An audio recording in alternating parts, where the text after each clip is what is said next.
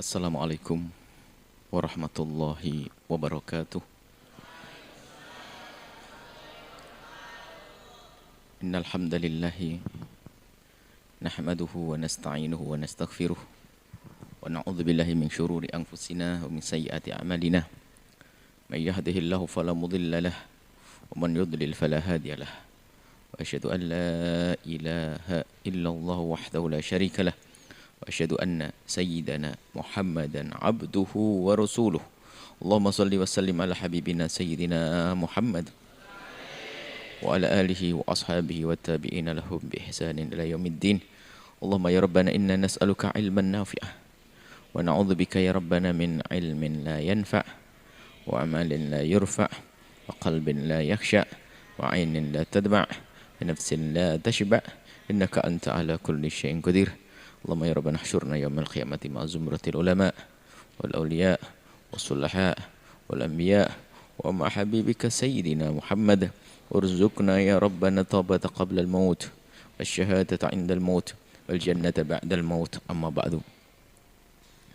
Yang sangat kami cintai para santri dimanapun Anda berada, alhamdulillah kita bisa bergabung kembali untuk bersama-sama belajar bagaimana cara menuntut ilmu yang baik dan benar agar kita benar-benar bisa mendapatkan ilmu yang bermanfaat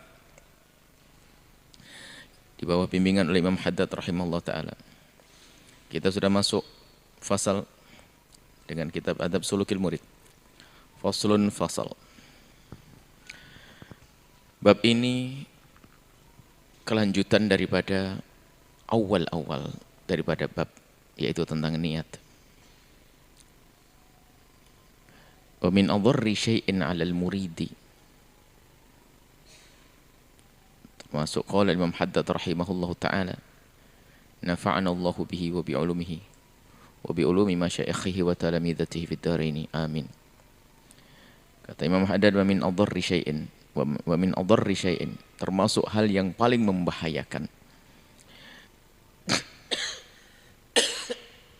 alal muridi,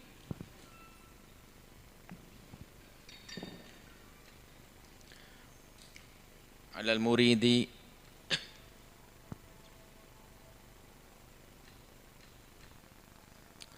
bagi seorang murid, bagi seorang perindu ridha Allah, pencari kemuliaan di hadapan Allah, al-murid pencari surga. Yang paling membahayakan adalah talabuhu, mencarinya seorang murid tersebut di balik ilmu yang dituntut, di balik amal yang dilakukan, ada yang dicari apa? Talabuhu, ia mencari ilmu kasyafati, agar bisa kasyaf. Kasyaf itu biar bisa melihat yang orang lain tidak bisa melihat. Ini ada hubungannya dengan niat yang tadi ya singgung, bahwasanya niat kalau menuntut ilmu, kemudian mengamalkan ilmu, beribadah, jika niatnya bukan karena Allah, membahayakan sekali. Seolah-olah menuju surga di dalam menuntut ilmu, bahkan di dalam ibadahnya, akan tapi ternyata tidak sampai kepada surga. Karena apa? Niatnya yang salah. Amalannya sama dengan yang lainnya, cuman niatnya tidak ke surga. Yaitu niatnya bukan karena Allah, niatnya hanya pengen disanjung, pengen dianggap kalau dia nanti menjadi orang yang paling alim, jago, hebat, paling hebat dalam misalnya di dalam urusan fikihnya, paling hebat urusan tafsirnya, paling berurusan hadis, pengen dibilang orang hebat, hebat, hebat, hebat. Itu yang dicari, sehingga sanjungan di hadapan manusia. Kemudian di saat dia melakukan ibadah pun lagi-lagi yang dicari adalah sanjungan. Ingin bisa kasyaf, punya keramat-keramat yang orang terkagum-kagum. Tujuannya apa? Agar mereka semakin memuliakan. Di balik itu semuanya apa? Keuntungan dunia. Kalau orang menyanjung, orang pada terpesona. Kalau terpesona mudah untuk memberikan kebaikan kepadanya. Hati-hati. Menuntut ilmu, hayalannya jangan pengen seperti kiai itu. Kenapa kau pengen kiai itu? Enak, gak usah kerja, banyak duit. Naudzubillah, menginginkan kekayaannya. Sementara kiai sendiri seperti Nabi, pewarisnya Nabi. Nabi pun ada macam-macam. Ada Nabi yang sangat miskin, Nabi Ayub. Ada Nabi yang kaya bahkan raja, Nabi Daud. Macam-macam. Sama ulama pun juga demikian. Bukan ukuran dunia. Seorang ulama ada alim kaya raya, ada seorang alim fakir. Ada. Maka seorang penuntut ilmu jika yang dirindukan hanya pengen karena terkagum dengan gebiar yang dimiliki oleh seorang alim, rugi dia, ilmunya enggak. Rupanya adalah hubbud dunya, sehingga menuntut ilmunya, mencari ilmunya adalah hanya untuk dunia. Imam Haddad di dalam muqaddimah kitab Bidayatul Hidayahnya, inilah manusia yang celaka. Sama di dalam menuntut mengamalkan ilmunya, ternyata bukan Allah yang dicari. Dia pengen sesuatu selain Allah. Al-mukasyafat, karamat. Mukasyafat, kasyaf. Jadi kasyaf itu bukan kebanggaan bagi mereka para kekasih Allah. Kadang kita menyanjung orang, wah ada syaibul, ada kasyaf, orang ini kasyaf. Kasyaf itu adalah ujian bagi para kekasih Allah. Kenapa? Karena baginda Nabi itu mengajari kita untuk menutup aibnya orang. Bahkan di antara doa-doa yang dibaca oleh para ulama-ulama yang ahli kebenaran itu adalah minta dijauhkan agar tidak bisa, minta dijauhkan dari melihat kekurangan saudaranya. Bahkan kalau melihat pun istighfarnya banyak agar dilupakan oleh Allah. Lah kok sekarang dibukakan, berat. Makanya sekarang kadang-kadang, wah kasyaf, saya dikasyaf sama kiai fulan, saya dikasyaf. Apa maksudmu dikasyaf? Nah? Pengen menyanjung kiai tersebut, tidak menyanjung malah. Bagi beliau-beliau kasyaf ini adalah keramat yang sesaat dibutuhkan, bukan setiap saat dia melihat. Berat dia, bayangkan melihat sini berzina, si fulan berzina, si orang mabuk, si melakukan, dibukakan, sakit dia, pusing dia, gak bisa kumpul sama manusia. Sementara lah imamu ahli tasawuf seperti Imam Ibn Ata'illah Sakandari sendiri, beliau menjelaskan bahwasanya justru sitir, jamilu sitrih ini, indahnya penutup Allah inilah yang menjadikan orang menyanjung kita. Kalau dibuka aibnya teramat banyak aib kita. Kalau seandainya di antara kali dibuka oleh Allah aib kita masing-masing, saling di antara kita bisa saling melihat, nggak ada yang mau duduk bareng. Karena semuanya punya kekotoran. Maka ditutup oleh Allah, ini termasuk jamilu sitri. Maka kasyaf itu sendiri adalah bukan kebanggaan bagi para kekasih Allah. Cuman kadang Allah berikan pengetahuan sebagai seorang kekasih Allah, tiba-tiba apa kejadian di sana. Tapi bukan langganan seperti orang lihat HP, bisa melihat layar CCTV begitu. Karena bagi beliau itu berat begitu tuh. Minta ditutup saja, enggak usah. Saya tidak ingin lihat ada orang bermaksiat, saya tidak ingin. Ini ada santri pengennya bisa kasyaf, pengen lihat. Bahkan karena tidak bisa kasyaf, pura-pura. Sana ya, sudah bisa ya. Ini calling sama temannya, telepon, nah, ada orang datang nanti. Oh, hajatnya apa dia? Ini sudah link seton kasyaf ini.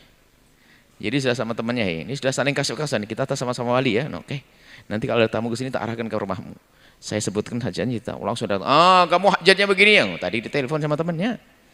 Kamu begitu, insya Allah ada 100.000. Hati-hati ini. Trik-trik pendusta kasyaf dan bukan kasyaf-kasyafan. Kasyaf itu berat. Bayangkan coba kita melihat aibnya orang. Siapa yang tidak punya aib di antara kita? Ini ada orang yang akhirnya wilayah kasyaf ini, lihat, kalau seorang santri merindukan kasyaf, itu masuk wilayah bohong nanti pada akhirnya. Apalagi sudah dibesarkan begini. Intinya gini ya, Mas. Ada salah satu santri, ada yang ngarang ya. Anak santrinya begitu banyak pasti ada. Ada yang tolong itu dibersihkan tuh bantalnya, ada yang eces itu. Ya mesti ada yang kasyaf. Gombal kasyaf gitu aja pakai kasyaf. Mau santri segini apa ada yang eces ada. Ada. Jadi tolonglah anak-anakku, wahai para santri, bukan kasyaf yang kau cari. Bukan tolabul mukasyafat. Imam Haddad loh yang cerita ini, bukan kita yang cerita. Bukan rindu kasyaf agar kasyaf. Sehingga Syekh Yusuf Nabhani dalam Jami' Karamatul Aulia dalam muqaddimahnya menceritakan tentang kasyaf ini menggoda sekali. Ada godaan yang paling besar bagi para kekasih Allah adalah dengan adanya kasyaf. Bahkan banyak di antara mereka yang gara-gara kasyaf gak sampai kepada Allah, batal jadi walinya nanti. Wa istiyaquhu ilal karamah, istiyaquhu ilal karamati, jangan kamu itu berindu untuk punya keramat, bisa terbang di awang-awang, jalan di atas air, iseng ngapain, naik perahu sana. Ini ada pengen berjalan di atas air punya biar disanjung hewan. Wah ini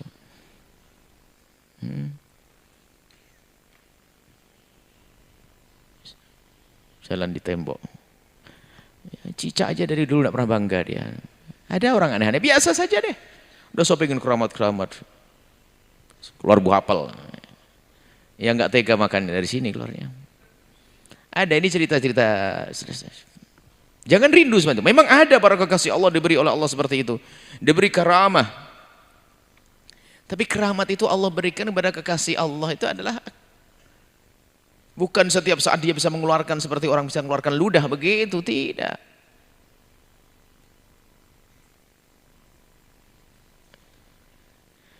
Wa khariqil adati, pengen punya kejadian luar biasa. Wah, pengen kejadian luar biasa. Termasuk diantaranya ada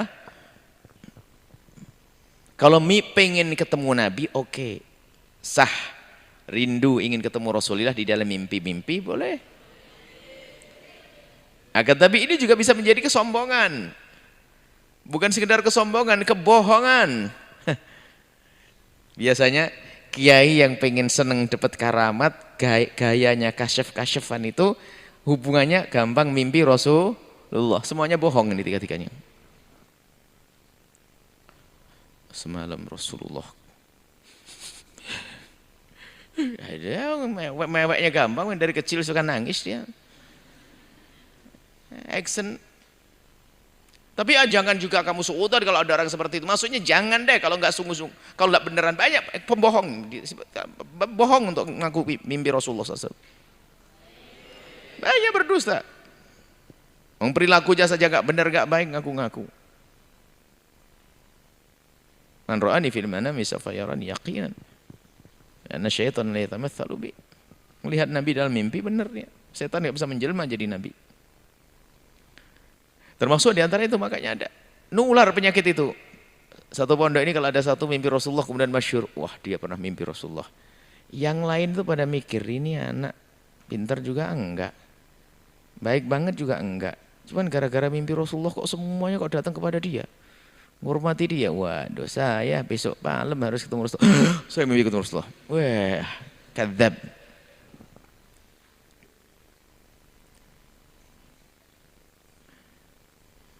Sudah itu hubud dunia, bangga dengan dunia. Kita teringat kepada guru mulia Habib Idrus ibn Mar'akaf di tempatnya para aulia, di sana diterima. Ada salah satu yang bertanya, gimana tentang mimpi Rasulullah? Sekarang banyak anak-anak kambing Habib Hasan atau juga Habib Hasan Syadri mengatakan, sigar, anak kecil ngaku-ngaku mimpi Rasulullah. Takut niru orang tuanya yang suka bohong, sehingga anak kecil begini mimpi Rasulullah. Mungkin iya, tapi yang khawatir adalah bohong. Kata guru Al-Habib itu Ibn Al-Kaf, beliau berkata apa? Para salafun salih itu, kalau mimpi Rasulullah itu, syukurnya ada yang mengatakan separuh hartanya didermakan. Dan disimpan, baru ketahuan kalau setelah meninggal karena ada di catatannya. Oh anak-anak baru mikir, oh iya ayahku suatu ketika telah berderma berapa ratus juta. Berarti waktu itu dia mimpi Rasulullah. Itu setelah meninggal, bukan waktu hidup diobral. Setiap malam Senin saya langganan ketemu Rasulullah. Langganan ke warung kopi. Sudah jangan masuk. Kenapa? Kalau sudah gurunya begitu, muridnya pembohong nanti. Sehingga betul para kasih Allah itu kalau mimpi ketemu Rasulullah disimpan. Bahkan keramat itu bagi para waliullah itu apa? Keramat itu disimpan seperti seorang wanita menyimpan darah haidnya, malu diketahui orang. Ini diobral. Ini paling menakutkan, makanya kita agak keras di dalam pendidikan pesantren kayak begini ini. Kita tidak berkeramat. Kalau sudah ngaku ketemu Nabi, besok nular. Ini paling dekat dengan ketemu Rasul. Biarkan ketemu. Semuanya pembohong. Sama ngaku ketemu Rasulullah, sama ngaku ada hantu di pondok. Ini nular kebohongan ini. Makanya kalau pondok ada satu pernah lihat hantu, yang lain ngaku melihat hantu nanti. Separuh. Karena apa? Bohong. Alhamdulillah di pondok nggak ada yang lihat hantu. Hah? Pernah lihat hantu ente? Wah, tak pulangkan dari pondok sini. Setan punya kerjaan sendiri, ngapain ngurusi kamu? GR banget kamu tuh. Siapa yang ngurusin? Setan menggodamu dengan was-was setan. Bukan menjelma nampak begitu. Iya, adat. Tapi tidak selalu harus kita obral gitu. Itu kan gara-gara sering nonton sinetron kuntilanak. Wewe Gombel, Ndrowo. Alhamdulillah pondok kita kan macam ada di kota, ada di hutan belantara juga ada kan pondok Al-Bahjah, nggak ada hantunya. Mana ada hantu? Sampai kuburan juga ada, nggak ada hantu. Mana ada hantu? Ayo. Dulu pernah ada santri ngaku mau lihat jin, ternyata bohong juga, santrinya hilang sampai hari ini. Jadi jin kali. Di pondok sini ngaku saya ngeliat jin di kamar mandi. Matanya gede. Bener. Masya Allah. Maksudnya ini masalah keramat ya. Jangan kamu hanya rindu untuk punya keramat, biar punya kejadian. Wa ya la tadharu lahu madama mushtahiyan lidhuhuriya. Ketahuilah keramat, kasyaf itu tidak akan tampak kepada orang yang rindu untuk mendapatkannya. Kalau kita mencari-cari nggak dapat, ngalamat bohong dia. Mimpi Nabi mahal ya, keramat tuh mahal. Jangan bikin main-main. Dusta di hadapan Allah. Innalillah. Ada orang ngaku ketemu Nabi, cerita, kalau sampai kamu cerita kepada temanmu, tak usir dari pondok kau. Kita tidak ingin pondok ini ada tempatnya orang berbohong. Kamu benar, tapi yang lain bisa saja bohong gara-gara ceritamu. Nggak boleh. Kalau ketemu Nabi, simpan. Antara engkau dengan Rasulullah. Itu. Hati-hati. Coba aja kalau sudah ada mulai dari kiainya ngobrol ketemu, ya semuanya. Remeng-remeng lihat putih-putih langsung tafsir dulu, waktu bangun langsung Nabi Muhammad. Astagfirullah. Melihat Nabi adalah keindahan yang sesungguhnya dan benar adanya. Akan tapi bukan untuk diobral seperti itu, antara pribadi, antara orang dengan Rasulullah, seorang hamba dengan Rasulullah. Li'annaha la tadharu, sesungguhnya keramat, kejadian yang luar biasa tidak akan tambah illa kecuali ala yadiman, di tangannya orang yakrahuha, orang yang tidak senang. Kalau tidak senang maka Allah akan beri. Tidak senang mimpin Nabi diketahui oleh orang, bukan tidak senang ketemu Nabi. Kalau ada seorang mimpi Nabi kemudian disimpan takut diketahui orang, dia bakal ditemui lagi oleh Nabi.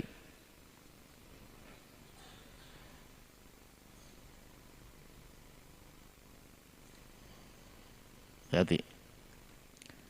Wala yuriduha ghaliban, dan akan tampak keramat ini umumnya rata-rata pada orang yang memang tidak mencari-cari keramat.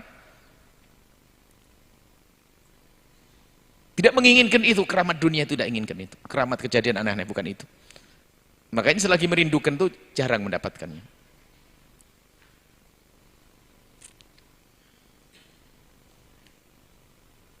Kita minta, ya Allah, pilih kami menjadi kekasihmu, walimu, ya Allah, dengan satu keramat yang luar biasa, itu istiqomah. Sudah, nggak usah aneh-aneh, nggak usah terbang naik pesawat saja nanti. Saya tidak pengen terbang, nggak usah pasir jadi apa beras, nanti petani nggak laku, kasihan dia. Atau lagi sudah, nah, nggak usah macam-macam. Ini keramat-keramat apa itu? Ini Imam Haddad negesi, karena memang ada pendusta-pendusta main di balik ini semua. Wa qataqa'u li tawaifa minal maghrurin. Kadang terjadi, kata Imam Haddad, kita hanya jelaskan saja. Wa qataqa'u, dan kadang terjadi yang hal-hal seperti itu, hal yang luar biasa, yang diduga itu keramat, tapi bukan. Terjadi kepada sebagian orang al-maghrurina, yang tertipu, istidrajan, tapi itu adalah istidraj. Istidraj kelihatannya karunia tapi adalah bencana. Kelihatannya untuk diangkat tapi mau dijatuhkan agar hancur. Istidraj. Lahum bagi mereka. Wabtilaan ujian. Lidu'afatil mu'minina bagi orang-orang lemah dari kaum mukminin. Minhum dari mereka. Ujian. Yang ke bawah hilang.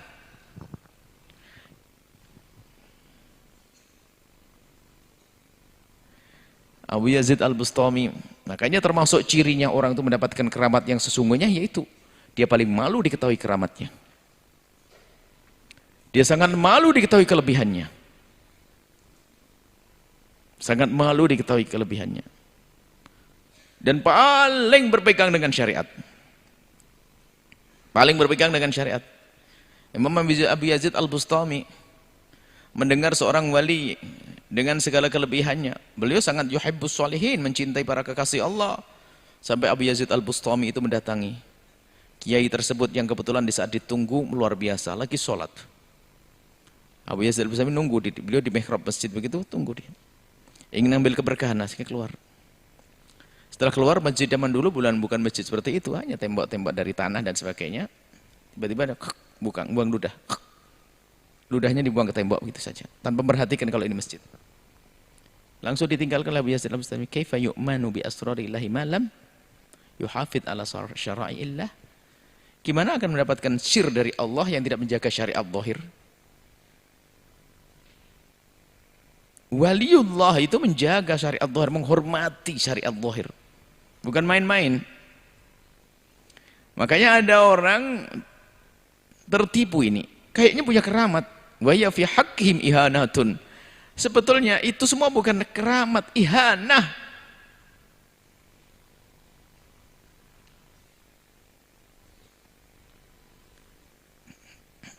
Langsung bisa diciri orang yang bohong urusan keramat, ngaku-ngaku mimpin Nabi ini adalah apa? Di antaranya adalah tandanya adalah dia itu menampakkan tidak senang dunia tapi sebetulnya dia senang dunia, kebiar. Bukan orang memiliki, bukan. Jadi memiliki kekayaan bisa saja dia orang zuhud. Dia berbangga dengan dunia. Gayanya tuh ngajari orang zuhud, tapi berbangga dia. Hubbud dunya. Senang sanjungan, termasuk di antaranya tanda kebohongannya adalah dia masih punya hikit. Dengki kepada kaum mukminin muslimin. Bagaimana akan dapatkan karamat? Terus di antaranya ada sombong. Tidak boleh ada orang lebih hebat dari dia. Bagaimana bisa ketemu? Bisa mendapatkan keramat. Orang punya sifat semacam itu. Kalau punya keramat, ketemu Nabi dan sebagainya, tentu dia tawadhu. Kenapa? Dicintai Nabi. Kenapa dicintai Nabi ini? Karena dia mencintai umat Nabi.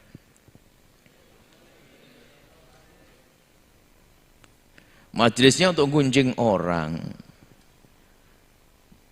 Sudah setengah malam cerita tentang keramat. Tahajud enggak habis itu. Enggak tahu ngapain. Awas, banyak pendusta di balik ini semuanya. Hati-hati.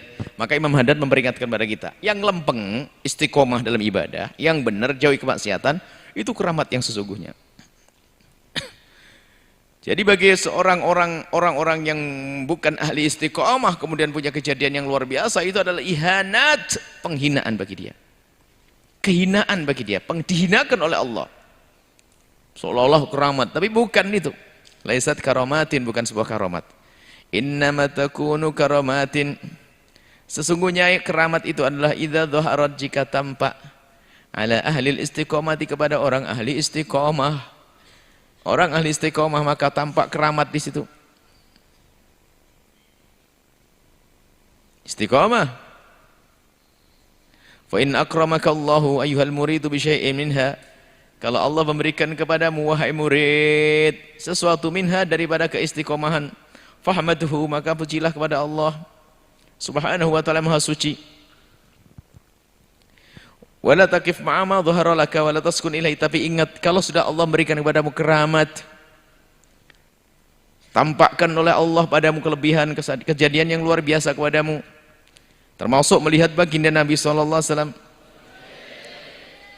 La taqif ma'a ma dhahara lak, jangan berhenti sampai di situ. Wala taskun ilaihi, jangan kau menikmati hal-hal yang semacam itu, akan tapi koreksi diri. Sehingga para kekasih Allah itu kalau mendapatkan keramat itu nangis. Apakah aku pantas dapat seperti itu? Jangan-jangan ini istidraj. Karena dia orang sadar, tapi lihat. Orang du'afatul mukminin tadi, orang lemah imannya, lemah hatinya, langsung dianggap keramat. Saya sudah, iya, makom saya mahbub dicintai oleh Allah saya. Para waliullah di saat punya keramat itu, diberi oleh Allah keramat itu malah sedih. Apakah pantas aku mendapatkan seperti itu? Sedih istighfarnya, semakin dekat kepada Allah. Waktumhu, sembunyikan, simpan. Kalau engkau mendapatkan keramat, tidak tahu tiba-tiba Allah membuka, menjadikan dirimu hebat seperti itu, pengen apa-apa, apanya keramat lah, apa saja, maka uktumhu, sembunyikan. Walau tuhadits bihin nas, jangan kau ceritakan pada manusia. Ini diobrol di majlis, mimpi setiap malam Senin ketemu Rasulullah.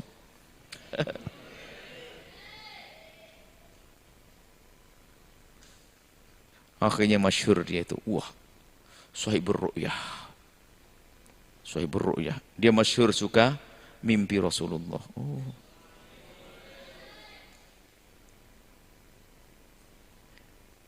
Percaya wahai anak-anakku semua para santri, mimpi Rasul adalah hal yang mahal. Perlakukan sesuatu yang mahal itu sebagai sesuatu yang mahal. Disimpan, bukan diobral. Sembunyikan. Nggak perlu orang lain tahu, nggak ada. Bahkan nggak perlu istrimu tahu, suamimu tahu, nggak perlu, antara engkau dengan Rasulullah. Jangan diceritakan ke siapapun. Saya teringat Habib Idrus Al-Kaf, guru ya ceritanya itu. Para kekasih Allah itu kalau mimpi itu adalah langsung bersedekah separuh hartanya atau apa. Kemudian tidak diceritakan pada siapapun, nggak diobral.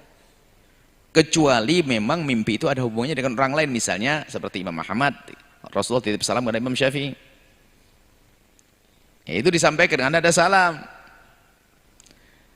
Pokoknya jangan bohong deh urusan ini. Bohong atas nama Rasulullah besar dosa. Man kadzaba alayya muta'ammidan falyatabawa maq'adahu minan nar. Berdosa atas nama Nabi seperti menyiapkan api neraka, hati-hati. Termasuk ngaku-ngaku mimpi. Kalau nggak ngaku jangan ngomong mimpi Rasulullah.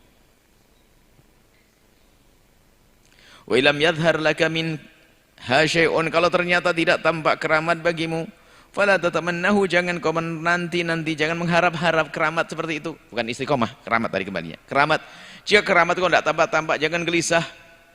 Wala ta'saf ala faqtihi, jangan menyesal atas ketidakadaannya keramat tersebut. Wa'lam, ketahuilah annal karamata, sesungguhnya ketahuilah, kata Imam Haddad pungkasannya, ketahuilah sesungguhnya keramat al-jami'at yang mencakup li jami'an wa'il karamati, keramat yang mencakup semua keramat-keramat yang dirindukan orang atau yang dibanggakan oleh orang. Yang mencakup keramat itu adalah al-hakikiyat, yang mencakup keramat hakiki, wasuriyat, keramat sesungguhnya yang mencakup keramat lahir dan batin adalah apa itu? Ya al-istiqamatu, istiqamahmu di dalam mengabdi kepada Allah, istiqamahmu dalam kebaikan, istiqamahmu dalam berderma, istiqamahmu di dalam menjauhi kemaksiatan. Keramat yang sesungguhnya adalah istiqamah, dikatakan Imam Haddad. Al-mu'abbaru anha, yang biasa disebut dengan imtithalul awamir, berusaha menjalankan perintah Allah. Wajtinabi imtithalil awamiri, menjalankan perintah, wajtinabi nawamanahi, dan meninggalkan larangan. Zahiran wa batinan, zahiran dengan zahir kita, batinnya ingkar. Fa'alaika tasbita sahiha, hendaknya kau benahi ini, istiqomahmu kau benahi ini. Berlatihlah untuk beliau istiqomah. Wa hikam, yang kau seriusi. Ihkam, kalau hakikat dikuatin, kuatkan istiqomahmu itu. Apa buahnya? Jika engkau sudah benar-benar menjaga keistiqomahanmu, lihat. Tahdumkal akwanu, akan menjadi khadim atas kamu, akan tunduk kepadamu. Al-akwanu, ciptaan Allah, al-awliyati, ciptaan Allah yang ada di langit, wasufliyati, yang ada di bumi, akan tunduk kepadamu.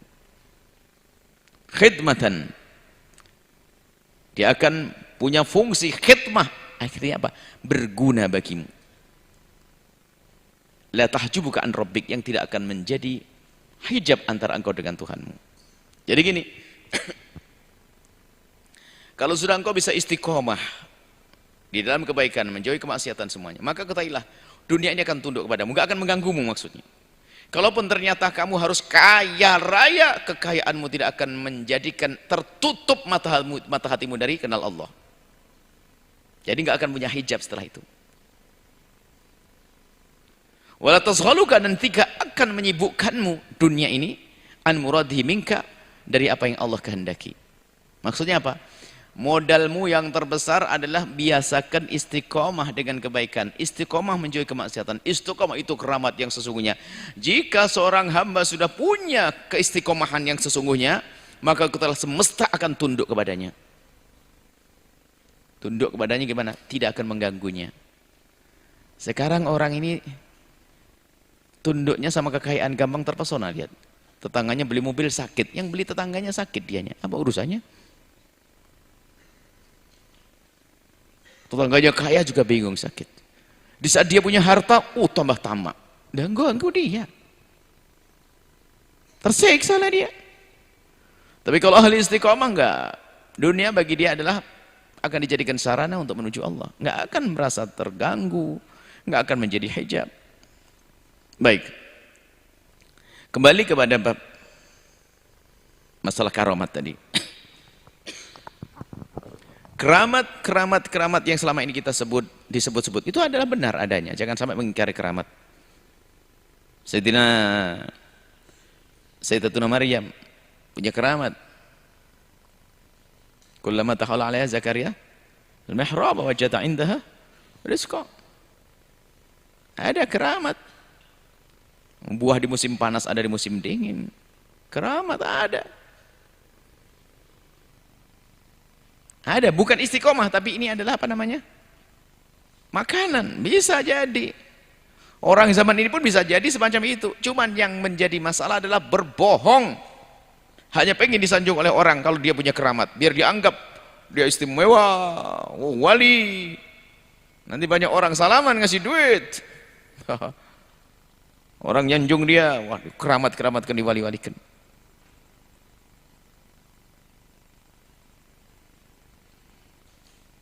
Sampai ada sebagian kekasih Allah itu bercerita, ya Allah, jangan kau tampakkan keramat-keramat seperti itu padaku, takut aku sendiri tidak mampu. Dan betul dikatakan ma saddana an liqa'il mahbubi ila wuqufuna bi ghairihi. Keramat itu selain Allah. Maka keramat itu sebetulnya bagi para kekasih Allah itu seperti kita itu mau datang ke sebuah tempat, ini ada mau ke rumahnya seseorang yang kita tuju, tadi banyak gangguan, ada yang menarik, mampir dulu. Kemana? Kok lama banget? Mampir, ya mampir dulu. Ketemu ini. Sama keramat itu adalah gangguan bagi mereka itu sebetulnya menuju Allah, yang dituju Allah. Masaddana. Tidak ada yang menghalangi kutuk sampai kepada Allah kecuali apa? Wukufuna, di saat kita sudah mulai berpaling melihat kepada selain Allah. Sehingga kalau dia terkagum dengan keramat langsung berhenti, gak sampai kepada Allah. Makanya disembunyikan dia. Jangan sampai menjadi fitnah buat hatiku, rusak itu keramat. Sekarang itu kayak ngaku-ngaku keramatnya orang. Keramatnya orang dong itu. Tahu enggak itu? Itu kemarin di sini marah-marah tuh kan. Kualat tuh waktu itu diambil keramatnya. Waliullah enggak bikin celaka kok. Nah, ini sengaja kami tegaskan di sini, banyak pembohong-pembohong di akhir-akhir ini yang ngaku ketemu Rasulullah. Masya Allah, hati-hati. Maka termasuk pesan dari guru mulia Habib Petrus Ibn Al-Akab, sembunyikan. Seperti para orang dulu juga menyembunyikan mimpi ketemu Rasulullah. Tidak akan diketahui kecuali sudah meninggal karena dicatat di buku catatan kecilnya. Berapa kali ketemu, itu setelah meninggal. Dan memang ada yang bercerita, cuman ada yang benar, tapi juga banyak yang bohong. Sudah, hati-hati. Mimpi Rasulullah jangan berbohong sama sekali. Mimpi Rasulullah adalah hak, benar, akan tapi berbohong adalah mengerikan, dusta atas nama Rasulullah. Jangan main-main. Ingin cari kemuliaan kok. Malah dijauhi oleh Nabi, kita ngaku-ngaku mimpi Nabi. Pengen disanjung oleh manusia, tapi Nabi jauh dari kita tambahan. Kalau tidak mimpi kita Rasulullah, jangan bilang mimpi. Kalau mimpi, sembunyikan itu mimpi antara engkau dengan Rasulullah. Cukup insyaallah sampai di sini anak-anakku semuanya.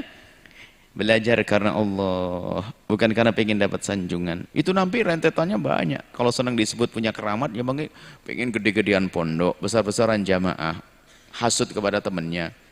Nggak senang ada junior naik. Oh ini orang kemarin sore tiba-tiba mau nyalip saya, enggak deh. Masih ngiri sama sesama ustadz. Wah ini macam-macam nih, ustadz dengan ustadz sama-sama ngiri. Nah ini modelnya ngaku-ngaku, nanti akhirnya begitu. Dia pengen lebih unggul dari temannya, temannya sekelas sama saya, kenapa dia lebih masyhur dari saya? Saya harus lebih unggul dari dia. Ilmu nggak bisa ngungguli. Urusan kiprah dakwah nggak bisa ngungguli. Akhirnya apa? Aku ketemu Rasulullah, dia belum. Wah, ketemu Rasulullah. Nah, Masya Allah. Bahkan Rasulullah ngasih kabar gembira. Biarpun tempat kita ini seperti ini, tapi ini adalah seperti cahaya. Oh iya, salam. Ada tempat sepertinya rame, tapi redup itu. Nabi nangis, ya salam, macam-macam. Harat, pendusta. Makanya sudah hati-hati kalau orang dikit-dikit ngimpi ketemu Rasulullah, ngimpi Rasulullah, ketemu Rasulullah, daripada ketularan bohong, istighfar yang banyak. Sudah. Ngaku-ngaku keramat-keramat. Sederhana, cirinya adalah dia nggak ada hubud dunia, nggak pernah gunjing orang, ibadahnya kuat, jauh dari maksiat. Gak pernah bangga dengan dunia. Oh baru benar dia ngaku ketemu Rasulullah. Biar action semuanya. Ini. Ada orang diberi Allah kekayaan tapi tidak pernah terpesona. Jadi ini bukan berarti orang tidak boleh kaya, tidak. Jangan salah paham. Ada orang kaya tidak pernah terpesona. Memang nasibnya dia kaya. Dia uji dengan kekayaan dia. Ada orang diuji dengan kekayaan. Nasibnya kaya dia. Bapaknya kaya masalah. Mertuanya kaya. Istrinya kaya. Pusuna. Semuanya kaya semuanya. Dia bisnis juga kebuka, lancar semuanya.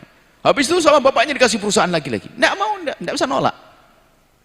Tapi ada orang semacam itu tidak pernah tergoda hatinya oleh dunia itu. Baik, inilah wahai para santri, ya, ingat. Mimpi ketemu Rasulullah, semoga kita dimudahkan untuk mimpi Rasulullah. Amin. Tapi ingat, ini hanya untukmu dan antara engkau dengan Rasulullah. Ingat, baca sholawat yang banyak.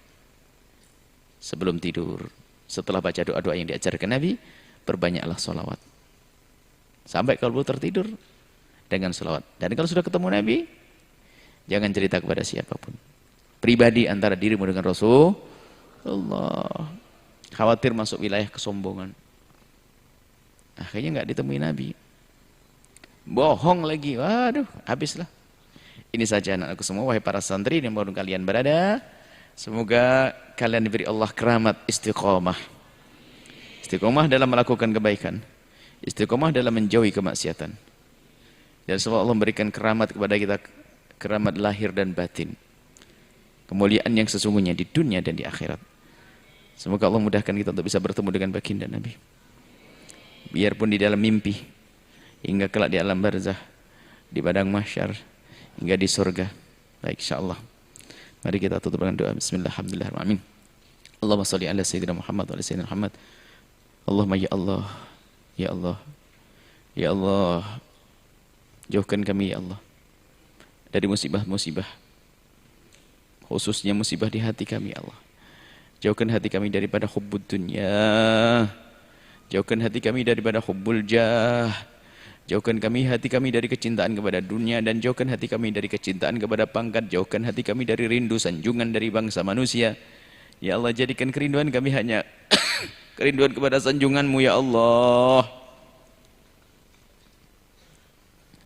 Ya Allah, rindukan kami kepada kekasih-Mu Nabi Muhammad, dan pertemukan kami biarpun dalam mimpi-mimpi kami ya Allah. Dan kami mohon ya Allah, ampuni orang tua kami dan guru-guru kami, berikan kasih sayang-Mu kepada mereka. Anak-anak kami, jaga mereka, jadikan mereka anak-anak ahli surga ya Allah. Santri-santri kami, jadikan mereka santri ahli surga. Guru-guru kami semua ya Allah, berikan kepada mereka segala kebaikan ya Allah. Ya Allah, jauhkan kami dari berdusta ya Allah. Jauhkan kami dari berbohong ya Allah. Dan kami mohon ya Allah, kumpulkan kami kelak di surga bersama kekasih-Mu Nabi Muhammad. Yang sempit rezeki lapangan dengan rezeki yang halal penuh berkah, yang sakit sembuhkan, yang punya hutang mudahkan dalam bayar hutang. Dan kami mohon ya Allah, berikan kepada para santri ini kemudahan dalam menuntut ilmu ya Allah. Jadikan mereka ulama-ulama kekasih-Mu Nabi Muhammad. Dan di antara kami yang saat ini mengikuti acara ini, yang punya anak belum bisa dimasukkan ke pesantren, kami mohon jaga mereka ya Allah. Baik di pesantren atau di luar pesantren, jaga mereka, jadikan mereka anak-anak di surga. Mulia di dunia, mulia di akhirat. Panjangkan umur kami dalam ketaatan serta sehat walafiat. Berikan kepada kami semua ya Allah husnul khatimah. Mati dalam keadaan iman dan kami mohon ya Allah, jadikan ucapan kami di akhir hayat kami kelak. Saat Engkau hendak mencabut nyawa kami. Kami ingin saat itu ya Allah hati dan lidah kami mampu mengucapkan kalimat agung dan mulia la ilaha illallah Muhammadur Rasulullah, la ilaha illallah Muhammadur Rasulullah, la ilaha illallah Muhammadur Rasulullah sallallahu alaihi wasallam. Rabbana atina fid dunya hasanah wa fil akhirati hasanah wa qina adzabannar. Wa sallallahu ala sayyidina Muhammadin wa alihi wasallam. Alhamdulillah rabbil alamin. Al-Fatihah.